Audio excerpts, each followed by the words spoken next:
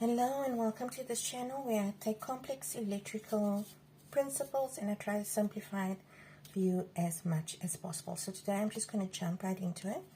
Today we're going to look at the Swinburne method of determining the efficiency of a DC shunt or compound machine. So this is a very economical test. And another great thing about this test is that the efficiency can be determined at any load. It's also known as the no load test because the machine starts off at no load, at normal speed. It would be running and then the current would be incrementally increased and recorded. So it's named after James Swinburne, but like I said, I'm just going to run straight into it. And over here, I've prepared a question for you. It reads as follows. It says, the no-load current drawn from the supply by a 450 volt DC shunt motor is 12 amps. The armature and shunt field resistances are 0.5 and 240 ohm, respectively. It goes further and it says that you now need to determine the output of the motor when the armature current is 55 amps, and then consequently they want the efficiency when the armature current is 55 amps, and then they want the armature current at maximum efficiency and the maximum efficiency. So what we have here is we have one machine and three different conditions. The first is no load. Then they want the output when the armature current is 55 amps, and then they want the efficiency for that. But then after that they ask you, but now what is the armature current when this thing is performing at maximum efficiency? So the first thing we are going to do, and I've decided to do this in real time because people don't believe me and they're usually very lazy to draw the circuit.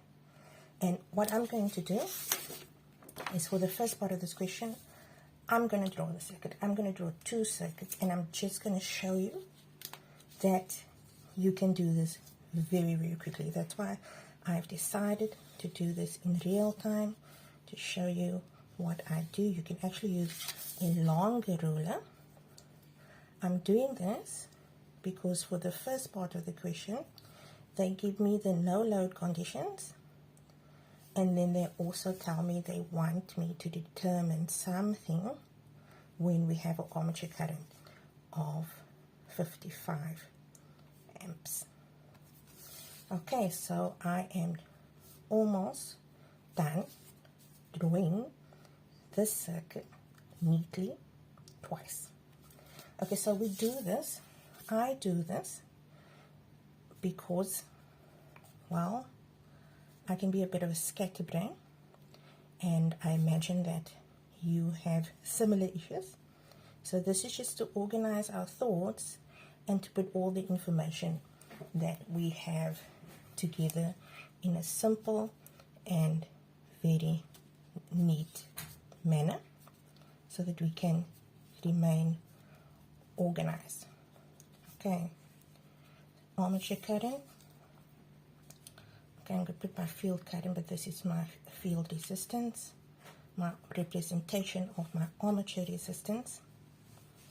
And over here I have my supply. So here I'm even doing it freehand. This one I'm going to say is my no load conditions. Okay, and you can label this however you want to. I'm going to call my no load 0. So for no load, I'm going to have a certain line current, armature current, field current. Same here, I'm going to call this one 1 for my load conditions. And they said that this is when my armature current is equal to 55 amps. So this is going to stay the 0.5 and 240 ohms, of course, because the same machine.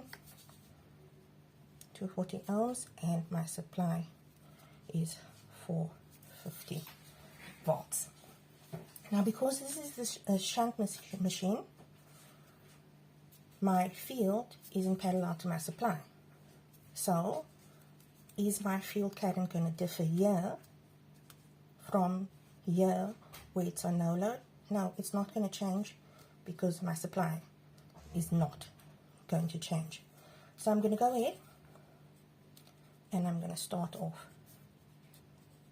by calculating that. And that's going to give me that amount. And for this conditions, so this is on no load and this is on load, but still not going to change. So my field current stays constant. Okay, I've got everything over here. Here on no load, your power out is equal to 0. You have a small amount of current from the supply, and this is supplying your constant losses. So for the Swinburne method, there's different ways, but I think that this is a foolproof way to tackle these questions. So the formula that you're going to use is that your power in to your motor is equal to your power out plus 3 losses. Now, where do these losses occur? Okay, I like to think that these losses occur where there is resistance. Look at my fingers. Okay, so it's going to occur in the armature, in the field, and then your other losses is your iron, friction, and windage losses. Okay, so your power into your motor is your line current multiplied by your supply voltage over there. Okay, this is equal to your power out plus the loss occurring over here, which is, we know that power is I times V. So this is your field current multiplied by your supply. Then my armature copper losses is also known as my I squared R losses. So I'm going to write this down as IA squared times RA. And then my iron, friction, and windage losses, I am just going to call C. Now, when this machine is on load, I have the exact same thing. I line times V is equal to power out, IF times V plus IA squared RA plus C. That's my 3 losses. Your field losses, your armature losses, and your constant losses. Okay, what changes over here? Your current changes. So this is what I call 0, and this is what I call 1. So we need to determine that. And we draw the circuit because we know how circuits work. Okay, so we can see that for a motor, I have my current coming from my supply, and Kirchhoff's current law tells me that the power going, the current going into the node is equal to the sum of the currents going out of the node. Therefore, I get that my armature current over here is equal to my line current minus my field current. Therefore, we have that my armature current on no load is equal to my 12 amps from the supply minus my field current, which I calculated over there, and I get 10,125. Now I can see that I have everything over here in order to determine my constant losses. That is your goal. Because on no load, your power out of your machine is always equal to 0. So let me do this one for you. So your line current is the 12 amps given to me times 450 volt is equal to your power out, which is 0, your field current, which we calculated over here, is 1,875. Sorry, that is a plus over there, forgive me, times your supply, 450. Your armature current we calculated to be 10,125. So that's 10 plus 10,125 squared times your armature resistance, which is 0.5, plus your constant losses. Your constant losses is your only unknown, therefore we can determine that, and when I do that, I get that this is equal to 4,504,992 watt. Now if we go back to the question, I see that they want me to determine the output of the motor if the armature current is 55 amps.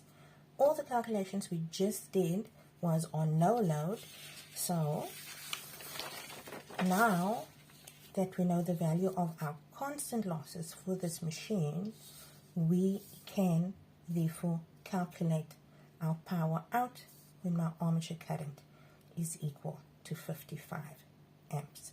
I've got all of the values here, so I'm just going to speed it up and calculate the value of my power out here. Your line current is different, okay? I've calculated my field current over there, but we know that I line is equal to IA plus I field. Okay, so when you take your 55 amps plus your 1,875, then that gives me 56,875 amps. Now I know what my line current is, my supply voltage. I need to determine my power out. My field current remains the same, my supply stays the same. I have my armature current over there, and C I calculated over here. I'm therefore able to calculate my only unknown here, which is my power out when my armature current is equal to 55 amps. Okay, now I was able to calculate my power out when my armature current is equal to 55 amps. The next thing they want us to do over here, number 2, is they want us to calculate the efficiency of the motor when the armature current is 55 amps. And we know that efficiency is simply equal to power out over power in. There's my power out, my power into the motor, so my power out I just calculated here. And my power into the motor is I line times V, so it's that value over there. So it's my armature current, sorry, my line current,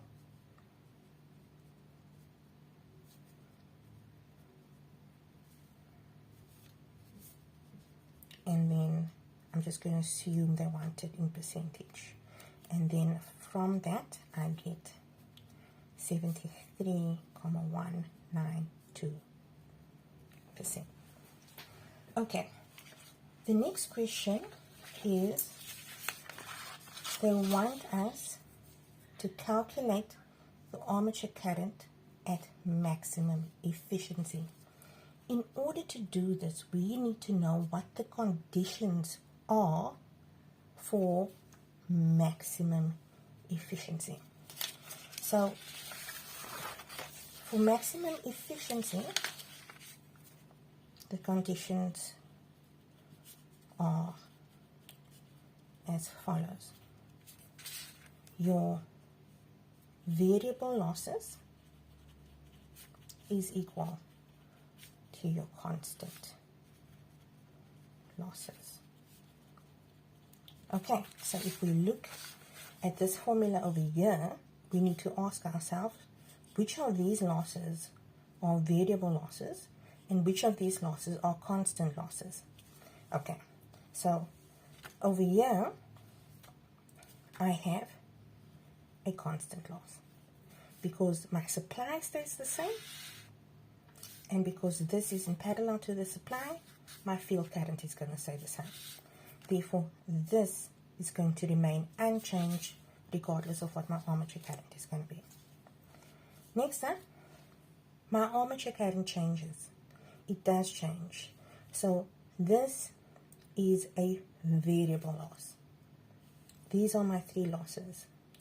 And this value, which we determined over here, is my other constant losses. That means that is my only variable loss.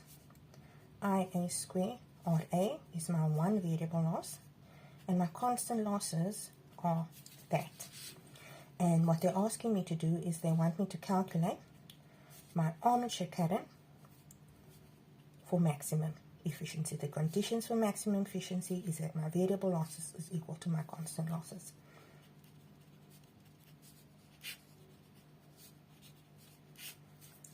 And from this, I obtain that my armature current is equal to 103,429 amps. The last thing that they want from me is they want me to determine the maximum efficiency of this machine.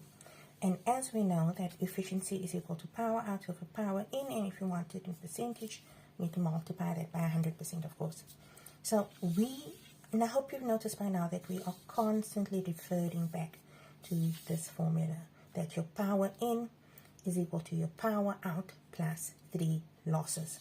So to determine my power out, if you look over here, it is simply equal to my power in, which is my line current times my supply voltage, minus my losses in my field circuit, which is IFV, minus my copper losses over there, which is IA square RA, my armature losses, and then minus my constant losses. Then I can determine my power out.